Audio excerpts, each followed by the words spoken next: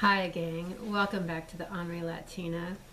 Today's topic is about my new book that I purchased. Actually, it's our new book. Will got a certificate for Barnes & Nobles from his son, and he decided to give it to me to pick out something. And I found this wonderful book. It's called The Subtle Art of Not Giving a Fuck. Actually, if you wanted to really extend it, it kind of reminds me of something that maybe President Trump would say. I love it. It's actually, we are programmed to think all about positive thinking and being positive and pleasant and nice and everything and caring what other people think. But I find that we do our best work when we just don't give a fuck.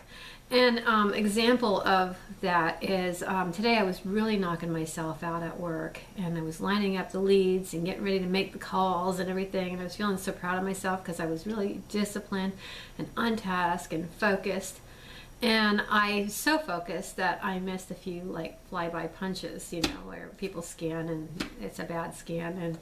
And my boss came unglued about it because it happened 2 days in a row. And really, people use the wrong key tag, and it's really redundant, sitting there watching the clicks go by, and basically, if the job only entitled like that, I guess I'd be okay with it, but it wants you to do a lot of multitasking, especially in the final hour. And in the final hour, where we were supposed to do productivity, it turned into a bitch fest. So today I'm drinking some, not my typical wine, but cranberry juice and vodka. I needed something a little bit stronger.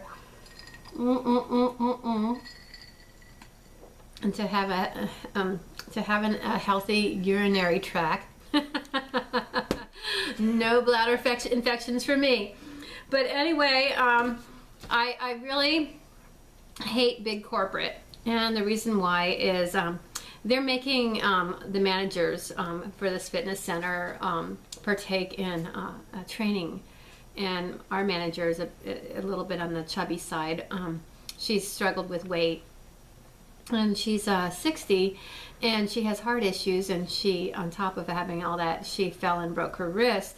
So hardly the candidate that you really, poster girl that you'd see teaching a fitness class. But anyway, I've done this all my life. I taught for Spa Lady aerobics back in the day. Love that club in San Diego. It didn't remain open, but back in the day, me and the San Diego Chargers used to teach those classes, and we were 19-year-old girls, and we had a lot of fun. And I did sales and taught classes, and we did it for next to nothing, and it was just because of the sheer love of dancing and fun. And those were the good old days. Now you get certified, and you have these crappy people come in, and some of them are good, some of them are not so good. It depends on the instructor, but Lord help you, if an instructor gets so good that they decide to cancel all the time and not show up. And we have a few of those kind of people. And these poor people that come for those classes really have their heart set on a particular person. And I'm one of them. And I know those particular people's routines because I'm one of those avid exercise people that go and work out all the time. That's the reason why I got hired at this particular club, because I was a regular there and I love working out. My dad managed a couple of fitness centers. He managed the Chula Vista racquetball courts in Chula Vista, of course, on top of his military job. And he also managed the San Diego Postal Service. And that was after his military career and after he wired our nuclear missiles with no education, by the way. Anyway, management back in those days required no college. And basically, Bill, stop it. Stop it, stop it, stop it, you're distracting me. Anyway, I'm sorry, the camera guy is trying to blow his nose. He's got a cold. I gave you up.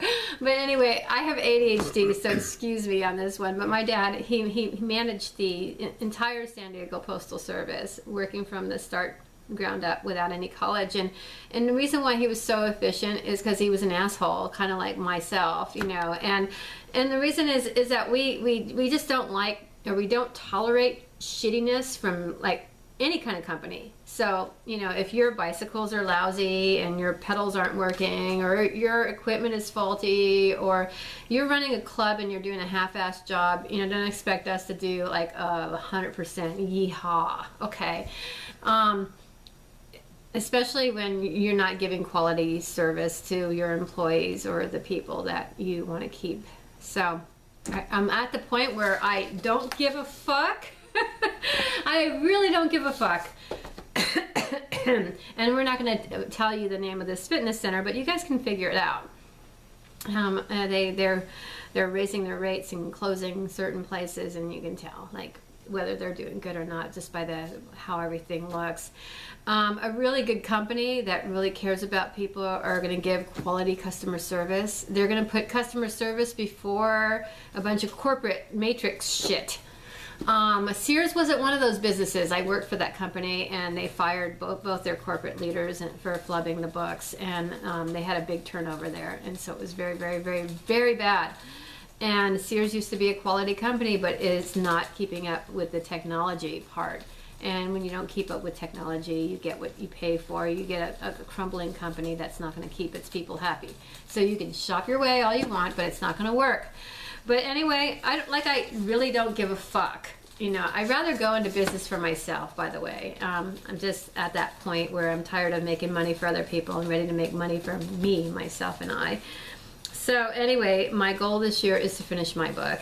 And if this guy can get a book out, and I think it's a great, great book. The title speaks for itself, and it's got some great pearls of wisdom here about living the good life and not giving a fuck about every little thing, because you know what, in order to be happy, you have to be happy.